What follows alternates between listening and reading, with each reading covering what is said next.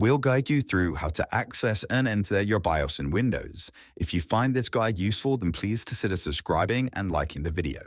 So what you first need to do is go and click on the Windows Start button at the bottom of your computer like this. Then press on the power button on the right-hand side here and hold down your left Shift key and then go and press on Restart, just like this. Your computer will now restart in safe mode, and from there, we can then access the BIOS. After your PC is restarted and it's in safe mode, go and click on Troubleshoot and then click on Advanced Options.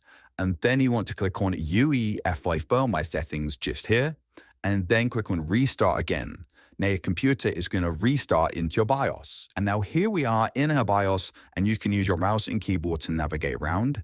If you're struggling to get into this, then another option is when your PC restarts or loads, you see a little bit of text at the bottom saying how you can get into it. You may need to press the delete key or F11. So you could try pressing those as well to be able to go and get into it. So that's an alternative if our first method of going to safe mode isn't working.